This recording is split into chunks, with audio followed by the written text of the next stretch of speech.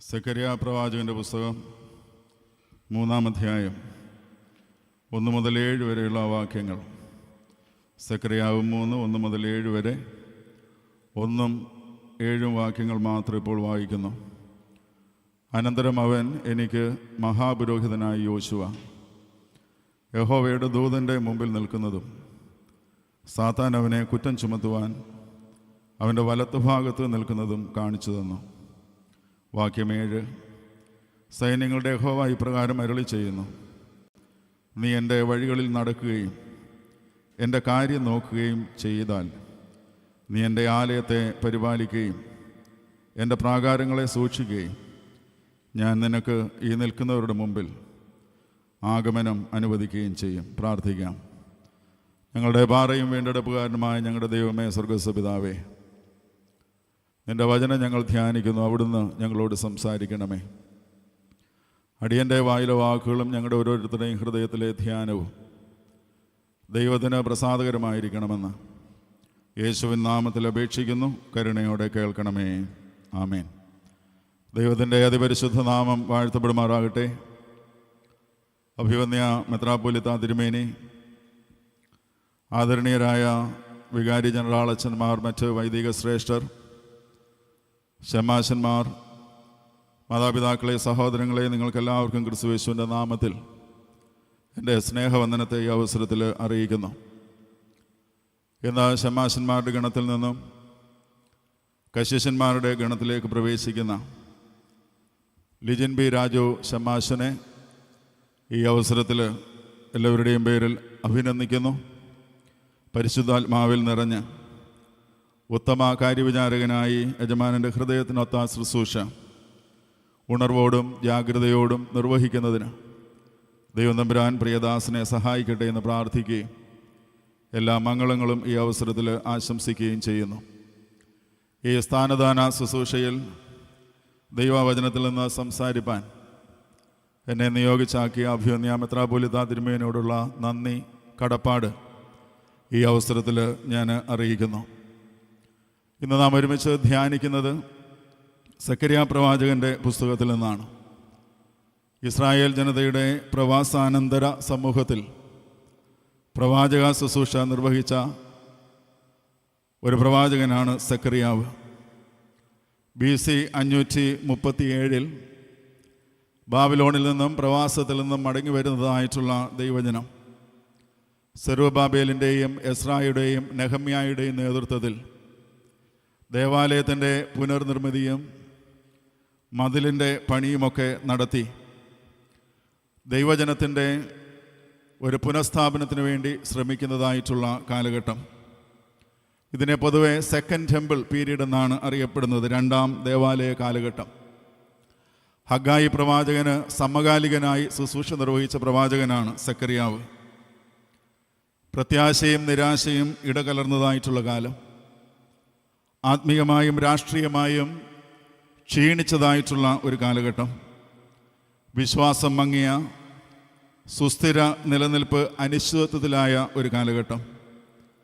ചിതറിക്കപ്പെട്ടതിനെ, ശോഷണം സംഭവിച്ചതിനെ കൂട്ടിച്ചേർക്കുന്നതായിട്ടുള്ള ഒരു കാലഘട്ടമാണ് 2ാം ദേവാലയ കാലഘട്ടം എന്നറിയപ്പെടുന്ന ആ സാഹചര്യത്തിൻ്റെ പ്രത്യേകമായിട്ടുള്ള സവിശേഷത. ഇതിലെല്ലാം കൂടി നിർവഹിപ്പാനായിട്ട് ശ്രമിക്കുന്നത് restoration of the people of God, ദൈവജനത്തിൻ്റെ പുനഃസ്ഥാപനമാണ്. സെക്കറിയാ പ്രവാചകൻ്റെ പുസ്തകത്തിൽ 14 അധ്യായങ്ങളാണുള്ളത്. 1 മുതൽ 6 വരെയുള്ള അധ്യായങ്ങളിൽ 8 ദർശനങ്ങൾ അവിടെ ഉൾച്ചേർത്തിട്ടുണ്ട്. കൃത്യമായിട്ട് പറഞ്ഞു കഴിഞ്ഞാൽ 8 നൈറ്റ് വിഷൻസ്, നിശാദർശനങ്ങളെന്നാണ് അവിടെ സൂചിപ്പിക്കുന്നത്. ഇന്ന് നാം ധ്യാനിക്കുന്നത് ഇതിൽ 4ാമത്തെ ദർശനമാണ്. ഏറ്റവും ആഴമുള്ളതും ആത്മീകമായതും ഹൃദയസ്പർശിയുമായിട്ടുള്ള ഒരു ദർശനം. ഇതിൻ്റെ ഉള്ളടക്കം വിശദീകരിക്കുന്നത് മഹാപുരോഹിതനായ യോശുവയുടെ യഥാസ്ഥാനപ്പെടലാണ്. യോശുവയെക്കുറിച്ച് ചിന്തിക്കുന്ന അവസരത്തിൽ, പ്രത്യേകിച്ച് ഈ ദർശനത്തിൽ കേവലം ഒരു വ്യക്തി എന്നുള്ളതിലുപരി പ്രതീകാത്മകമായിട്ടുള്ള ഒരു വ്യക്തിത്വമായിട്ടാണ് അവിടെ സൂചിപ്പിച്ചിരിക്കുന്നത്. പുനരുജ്ജീവനത്തിനായിട്ട് പോരാടുന്ന ഒരു ജനതയുടെ പ്രതിനിധിയായിട്ടാണ് ഈ മഹാപുരോഹിതനെ ഇവിടെ ചിത്രീകരിച്ചിരിക്കുന്നത്. പരാജയങ്ങളുടെയും പോരാട്ടങ്ങളുടെയും നടുവിൽ ദൈവം ഒരു പുരോഹിതനെ ഉയർത്തുകയും ശുശ്രൂഷയ്ക്കായിട്ട് ഒരുക്കുകയും ചെയ്യുന്നു. ഇതിനെ സംബന്ധിച്ചുള്ള ഒരു ദൈവശാസ്ത്ര നിരീക്ഷണം, 4th vision stands at the centre of 8 visions. ആകെയുള്ള 8 ദർശനങ്ങളിൽ ഈ പുരോഹിതൻ്റെ നിയോഗം എന്ന് പറയുന്നത് കേന്ദ്രസ്ഥാനത്ത് നിലനിൽക്കുന്നതായിട്ടുള്ള ഒരു ദർശനമാണ്. കാരണം ദൈവജനത്തിൻ്റെ പുനഃസ്ഥാപനത്തിൻ്റെ കേന്ദ്രസ്ഥാനത്ത് പുരോഹിതൻ്റെ ശുശ്രൂഷക്കാരൻ്റെ വീണ്ടെടുപ്പിനെ ചിത്രീകരിക്കുന്നതായിട്ടുള്ള ദർശനമാണ്. Restoration of the people of God begins with restoration of the leadership, particularly the priesthood, not with rebuilding of temple or reconstruction of city wall. ദേവാലയത്തിൻ്റെ പുനർനിർമ്മാണം കൊണ്ടോ ചുറ്റുമതിൽ ഉയർത്തിക്കെട്ടിയതുകൊണ്ടോ ദൈവജനത്തിൻ്റെ യഥാസ്ഥാനപ്പെടൽ പൂർണ്ണമാകുന്നില്ല. എന്നാൽ നേതൃത്വത്തിൻ്റെ, പ്രത്യേകിച്ച് ശുശ്രൂഷക്കാരൻ്റെ, പൗരോഹിത്യത്തിൻ്റെ ഒരു വീണ്ടെടുപ്പിലാണ് ദൈവജനത്തിൻ്റെ യഥാസ്ഥാനപ്പെടൽ, ഒരു സമൂഹത്തിൻ്റെ കൺസോളിഡേഷൻ സാധ്യമായി തീരുന്നതെന്ന് ഈ വേദഭാഗം നമ്മെ ഓർപ്പിക്കുന്നുണ്ട്. അതുകൊണ്ട് നിശ്ചയമായും സംഖ്യാപരമായും ദൗത്യപരമായും ശോഷണം സംഭവിച്ചുകൊണ്ടിരിക്കുന്ന ഏതൊരു സമൂഹത്തിൻ്റെയും പുതുക്കത്തിനും ശാക്തീകരണത്തിനും പൗരോഹിത്യത്തിന് ചില ഉത്തരവാദിത്വങ്ങളുണ്ട് എന്നുള്ളത് ഈ 4ാമത്തെ ദർശനം ഇന്ന് നമ്മോട് സംസാരിക്കുന്നുണ്ട്. അതുകൊണ്ട് തന്നെ ശുശ്രൂഷ സ്ഥാനത്തെ സംബന്ധിച്ച 4 ഓർമ്മപ്പെടുത്തലുകൾ ഈ വേദഭാഗത്തിൻ്റെ അടിസ്ഥാനത്തിൽ ഈ ധ്യാനത്തിലൂടെ ഓർമ്മിപ്പിക്കാനായിട്ട് ഞാൻ ആഗ്രഹിക്കുന്നു. 1-ാം വാക്യം വായിക്കുന്ന അവസരത്തിൽ 2 കാഴ്ചകളാണ് 1-ാം വാക്യത്തിൽ രേഖപ്പെടുത്തിയിരിക്കുന്നത്. അവിടെ ഇപ്രകാരം പറയുന്നു: മഹാപുരോഹിതനായ യോശുവ യഹോവയുടെ ദൂതൻ്റെ മുമ്പിൽ നിൽക്കുന്നു. ഇതാണ് 1-ാം വാക്യത്തിലെ 1-ാമത്തെ കാഴ്ച. Priesthood is a call to stand before God.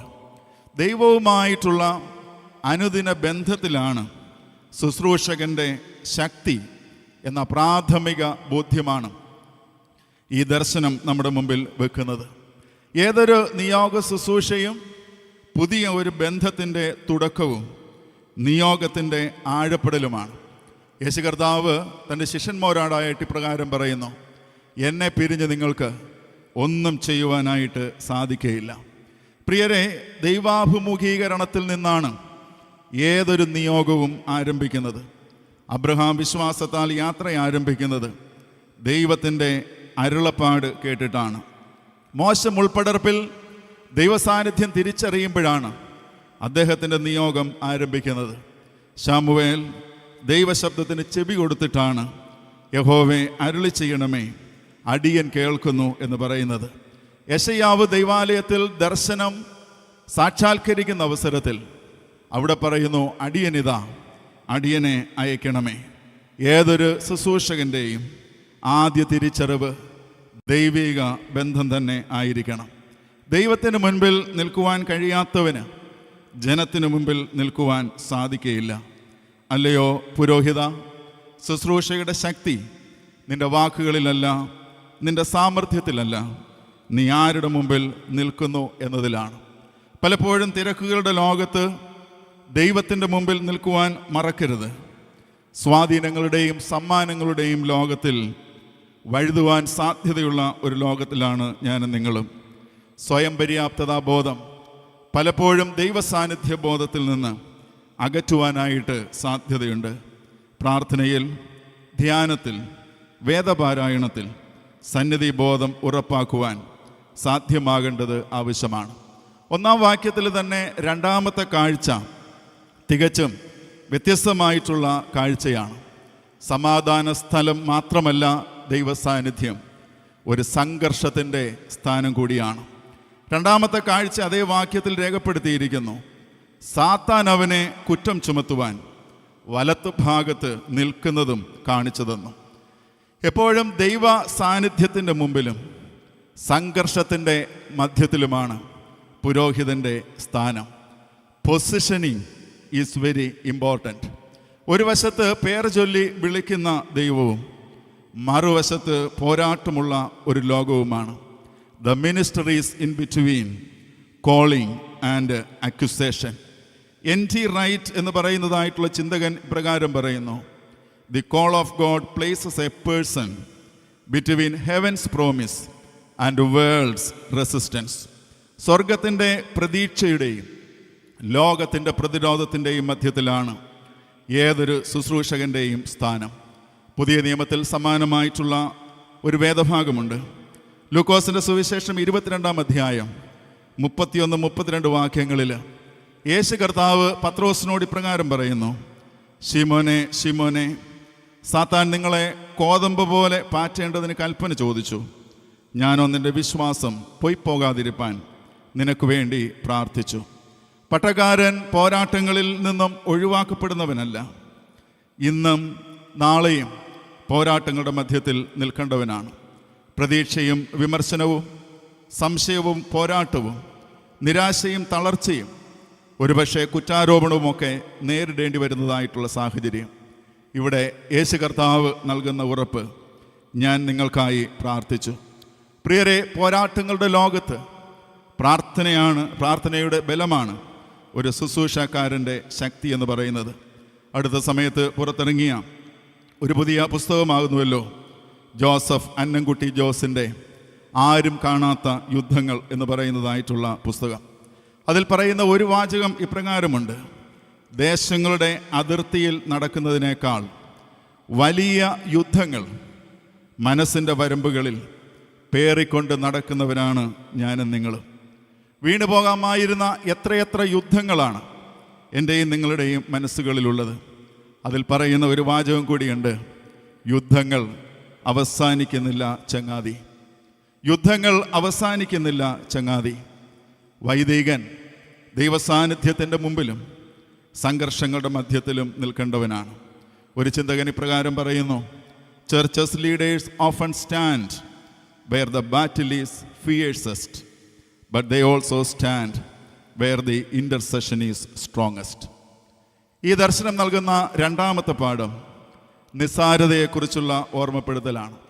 It is a reminder of human vulnerability. രണ്ടാം വാക്യത്തിൽ ഇപ്രകാരം രേഖപ്പെടുത്തിയിരിക്കുന്നു, ഇവൻ തീയിൽ നിന്നും വലിച്ചെടുക്കപ്പെട്ട കൊള്ളിയല്ലയോ, a brand plucked from fire. ഈ ബ്രാൻഡ് പലപ്പോഴും പ്രോഡക്റ്റിൻ്റെ ക്വാളിറ്റിയെ എക്സ്പോസ് ചെയ്യുന്ന ഒരു ടേമാണ്.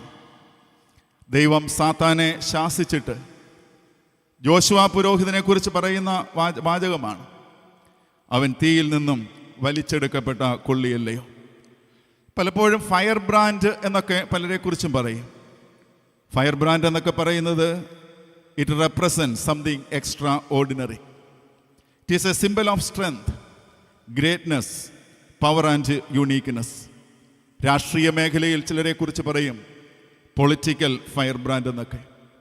പഴയ നിയമത്തിൽ അഗ്നിക്ക്, തീയ്ക്ക് പ്രത്യേകമായിട്ടുള്ള അർത്ഥമുണ്ട്. അഗ്നി ശുദ്ധീകരണത്തിൻ്റെതാണ്. അതുപോലെ തന്നെ ന്യായവിധിയുടെയും നാശത്തിൻ്റെയും ദുരന്തത്തിൻ്റെയും സൂചന കൂടിയാണ്. തീയിൽ നിന്നും വലിച്ചെടുക്കപ്പെട്ട കൊള്ളിയെന്ന് ദൈവം പുരോഹിതനെക്കുറിച്ച് പറയുമ്പോൾ ഇവൻ അഗ്നിയിൽ അകപ്പെട്ട എരിഞ്ഞടങ്ങാമായിരുന്ന കരിഞ്ഞതിൻ്റെ അടയാളവും ഗന്ധവുമുള്ള ശേഷിപ്പ് എന്നുള്ള അർത്ഥത്തിലാണ്. Fragile, damaged and nearly lost but saved by grace. ശുശ്രൂഷകൻ ഫയർ ബ്രാൻഡ് ആകുന്നത് എരിഞ്ഞില്ലാതാകാമായിരുന്ന അവസ്ഥയിൽ നിന്നും ദൈവം തൻ്റെ കൃപ കൊണ്ട് വീണ്ടെടുത്തു എന്നുള്ള അർത്ഥത്തിലാണ്. ബലഹീനമായ ഒരുവനെ കൃപയാൽ അണിയിക്കുന്നതാണ് പൗരോഹിത്യം. പരിമിതിയുള്ള ഒരുവനെ കൈപിടിച്ചുയർത്തുന്നതാണ് ശുശ്രൂഷ. പോരായ്മകളെ പരിഹരിക്കുന്ന ദൈവകൃപയെക്കുറിച്ചുള്ള ഓർമ്മപ്പെടുത്തലാണ് ഈ രണ്ടാമത്തെ ചിന്ത ദർശനത്തിലൂടെ നമുക്ക് നൽകുന്നത്. ദൈവം തേടുന്നത് ശക്തരെയല്ല, എന്നാൽ പകരം ദൗത്യം നൽകി ശക്തിപ്പെടുത്തുകയാണ്. ദൈവം വിളിക്കുന്നത് എല്ലാം തികഞ്ഞവരെയല്ല, എന്നാൽ വിളിച്ചവരെ കൃപ കൊണ്ട് തികയ്ക്കുകയാണ്. പരിമിതിയെക്കുറിച്ചുള്ള ബോധ്യം എല്ലാ ശുശ്രൂഷകനെയും ഭരിക്കേണ്ടതായിട്ടുള്ള ഒരു ബോധ്യമാണ്. കാരണം പൗരോഹിത്യം കൃപ കൊണ്ട് വിളിച്ചടുപ്പിച്ചവൻ്റെ കഥയാണ്. 3, ഈ ദർശനം നമ്മുടെ മുമ്പിൽ വെക്കുന്നു. It is an awareness of new identity. ഒരു പുതിയ ഉണ്മയെക്കുറിച്ചുള്ള, വിളിയെക്കുറിച്ചുള്ള ഒരു തിരിച്ചറിവാണ് ഈ 3-ാമത്തെ ചിന്ത ഈ ദർശനത്തിലൂടെ നമുക്ക് നൽകുന്നത്. 4-5 വാക്യങ്ങൾ വളരെ ശ്രദ്ധേയമാണ്. 4-ാം വാക്യത്തിൽ ദൈവം ഇപ്രകാരം പുരോഹിതനോടായിട്ട് പറയുന്നു, മുഷിഞ്ഞ വസ്ത്രം നീക്കി അവനെ ഉത്സവ വസ്ത്രം ധരിപ്പിപ്പീൻ. 5-ാം വാക്യത്തിൽ അവൻ്റെ തലയിൽ വെടിപ്പുള്ള ഒരു മുടി വെക്കുക. ശുശ്രൂഷയിലേക്കുള്ള നിയോഗം, മറ്റൊരു രീതിയിൽ പറഞ്ഞാൽ പട്ടം കൊട, ഒരു പുതിയ ഉണ്മയിലേക്കുള്ള വിളിയാണ്. A call to a new and transformed identity. 2 കാര്യങ്ങളാണ് ഈ നിയോഗിതനായിട്ടുള്ള പുരോഹിതന് നൽകുന്നത്. ഒന്ന് ഗാർമെൻറ്റ്സ്, മറ്റൊന്ന് ടർബൻ. പുരോഹിതന് പുതിയ വസ്ത്രവും കിരീടവും ഇവിടെ ദൈവം നൽകുകയാണ്. Garments always symbolises a visible language of identity. സ്ഥാനവസ്ത്രം ഒരടയാള ഭാഷയാണ്. ഒരു യൂണിഫോം ധരിക്കുന്ന സ്കൂൾ കുട്ടി മുതൽ പോലീസ് ഓഫീസറാകട്ടെ, വക്കീലാകട്ടെ, പട്ടാളക്കാരനാകട്ടെ, പട്ടക്കാരനാകട്ടെ, സ്ഥാനവസ്ത്രമെന്ന് പറയുന്നത് it symbolises a position, a role and a belonging. സ്ഥാനവസ്ത്രം ശരീരത്തെ മൂടുന്നതിനല്ല, ഉത്തരവാദിത്വത്തെയും പുതിയ വ്യക്തിത്വത്തെയും വെളിപ്പെടുത്തുന്നതിനാണ്. ഏലിയാവിൻ്റെ മേലെങ്കിൽ ഏലീശയുടെ മേൽ വീഴുമ്പോൾ കേവലം ഒരു വസ്ത്രത്തിൻ്റെ കൈമാറ്റമല്ല, മറിച്ച് ശുശ്രൂഷാപരമായിട്ടുള്ള ഒരു ഉത്തരവാദിത്വത്തിൻ്റെ കൈമാറ്റമാണ്. ഇന്ന് പ്രിയപ്പെട്ട ശമ്മാശന് ഈ ശുശ്രൂഷാ മധ്യത്തിൽ സ്ഥാനവസ്ത്രം നൽകുന്നതായിട്ടുള്ള ഒരു ശുശ്രൂഷയാണ്. വസ്ത്രം വാഴ്ത്തുന്ന അവസരത്തിൽ കാർമ്മികനായിട്ടുള്ള അഭിവന്യ തിരുമേനി പ്രാർത്ഥിക്കുന്ന പ്രാർത്ഥനയുടെ വാചകങ്ങൾ കേൾക്കുമ്പോൾ നമുക്ക് മനസ്സിലാകും എന്തിനു വേണ്ടിയാണ് ഈ പുതിയ സ്ഥാനപത്രം. പരിശുദ്ധ തൃത്വത്തിൻ്റെ സ്തുതിക്കും ബഹുമാനത്തിനും പ്രാബല്യത്തിനും പുകഴ്ചയ്ക്കും, പിന്നീട് പറയുന്നു ദൈവത്തിൻ്റെ തിരുസഭയുടെ കെട്ടുപണിക്കും തന്നെ. ഓരോ സ്ഥാനവസ്ത്രത്തിനും ഒരർത്ഥമുണ്ട്, ഒരു ഉത്തരവാദിത്വമുണ്ട്. അതിനെ തിരിച്ചറിയുവാനായിട്ട് ഇടയായിത്തീരേണ്ടത് ആവശ്യമാണ്. ദൈവമണിയിക്കുന്ന സ്ഥാനവസ്ത്രം നമ്മുടെ അസ്തിത്വത്തെ രൂപാന്തരപ്പെടുത്തുന്നതായിട്ടുള്ള ഒന്നാണ്. അതുപോലെ പുരോഹിതൻ്റെ തലയിൽ വെടിപ്പുള്ള ഒരു മുടി അണിയിക്കുന്നു. തലപ്പാവെന്നും ഭാഷാന്തരം ചെയ്യാവുന്ന മിസ്നെഫത്ത് എന്ന മൂലപദത്തിൽ നിന്നാണ് ഈ വാക്ക് ഉത്ഭവിക്കുന്നത്. മുടി അണിയിക്കുന്നത് വിശുദ്ധമായി വേർതിരിക്കുന്നതിൻ്റെ അടയാളമാണ്. മറ്റു രീതിയിൽ പറഞ്ഞു കഴിഞ്ഞാൽ സമർപ്പണത്തിൻ്റെ അടയാളമാണ്. പഴയ നിയമം പഠിക്കുന്ന അവസരത്തിൽ, പ്രത്യേകിച്ച് പുറപ്പാട് പുസ്തകം 28-36 വാക്യത്തിൽ പുരോഹിതൻ്റെ തലയിലിടുന്ന മുടിയിൽ യഹോവയ്ക്ക് വിശുദ്ധമെന്ന് അടയാളപ്പെടുത്തണമെന്ന് പറയുന്നുണ്ട്. തങ്കം കൊണ്ടൊരു പട്ടമുണ്ടാക്കി അതിൽ യഹോവയ്ക്ക് വിശുദ്ധമെന്ന് മുദ്രക്കൊത്തായി കൊത്തണം എന്നവിടെ രേഖപ്പെടുത്തിയിട്ടുണ്ട്. പ്രിയരെ, ഇത് ഉത്തരവാദിത്വത്തിൻ്റെ അടയാളമാണ്, വിശുദ്ധിയുടെ അടയാളമാണ്, സമർപ്പണത്തിൻ്റെ അടയാളമാണ്. This is A symbol of new identity.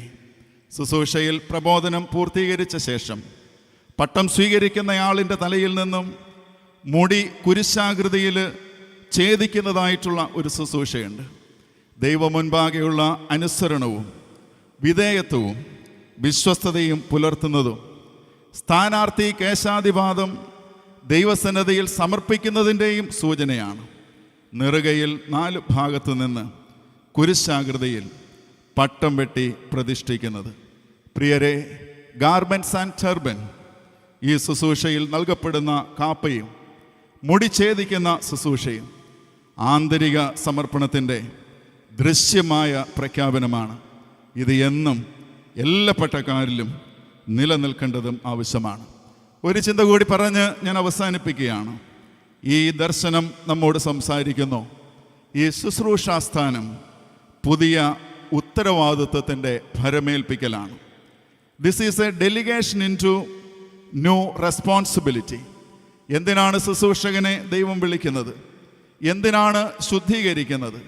എന്തിനാണ് പ്രത്യേക അടയാളങ്ങൾ നൽകി പുതിയ അസ്തിത്വം നൽകുന്നത്? ഒറ്റ ലക്ഷ്യമേ ഉള്ളൂ, പുത്തൻ നിയോഗത്തിന് വേണ്ടിയാണ്. God's grace always commissions us. പ്രിയരെ, ദൈവത്തിൻ്റെ കൃപ നമ്മെ എല്ലാവരെയും, പട്ടക്കാരെ മാത്രമല്ല, ഓരോ ശുശ്രൂഷാസ്ഥാനങ്ങളിലേക്കും നമ്മെ എല്ലാവരെയും നയിക്കുകയും നിയോഗിക്കുകയും ചെയ്യുന്നു. ശുശ്രൂഷ കൃപയിൽ നിന്ന് ജനിക്കുന്ന ഉത്തരവാദിത്വമാണ്. വിശദീകരിക്കുന്നില്ല. 7-ാം വാക്യം വായിക്കുന്ന അവസരത്തിൽ എന്തായിരിക്കണം പുതിയ ഉത്തരവാദിത്വം?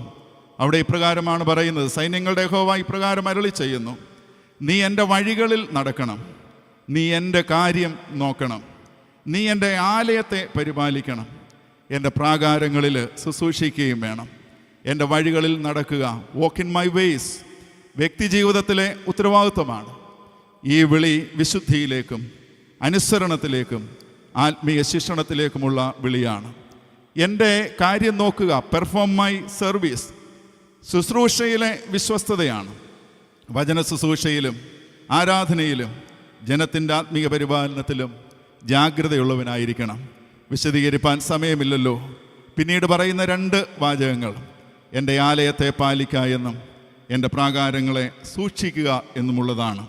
Priesthood is caring God's people and guarding God's presence among people. പ്രിയരെ, ഓരോ വിളിയും ഓരോ ഉത്തരവാദിത്വത്തിലേക്കാണെന്നുള്ളത് ഈ വലിയ ദർശനം ഈ വേദഭാഗങ്ങളിലൂടെ മനസ്സിലാക്കുവാൻ സാധിക്കുന്നു. പൗരോഹിത്യം ഒരലങ്കാരമല്ല. ദൈവത്തിൻ്റെ സന്നിധിയിൽ ആരംഭിച്ച് കൃപയിൽ വളർന്ന് ശുദ്ധീകരണത്തിലും സമർപ്പണത്തിലും നിലനിന്ന് ഉത്തരവാദിത്വങ്ങളെ പൂർത്തീകരിക്കുന്ന ഒരു വലിയ ജീവിതക്രമമാണ്.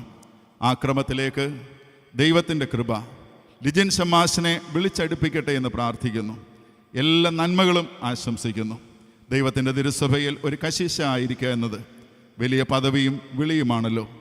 ദൈവജനത്തിന് ഉത്തമ കാര്യദർശിയായി, നല്ല ഇടയനായി, ശ്രേഷ്ഠ മഹാപുരോഹിതനായി, ദൈവഭണ്ഡാരഗ്രഹത്തിൻ്റെ താക്കോൽക്കാരനായി, താലന്തുകളുടെ നല്ല കാര്യവിചാരകനായി, സത്യവിശ്വാസത്തിൻ്റെ സാക്ഷിയും പത്യോപദേശത്തിൻ്റെ ഉപദേശകനുമായിരിക്കാൻ ദൈവകൃപ ലിജിൻ ഷമ്മാശിനെയും എല്ലാ പട്ടക്കാരെയും സഹായിക്കട്ടെ എന്ന് പ്രാർത്ഥിച്ച് ഞാൻ എൻ്റെ വാക്കുകളെ നിർത്തുന്നു. ദൈവം നമ്മെ അനുഗ്രഹിക്കട്ടെ.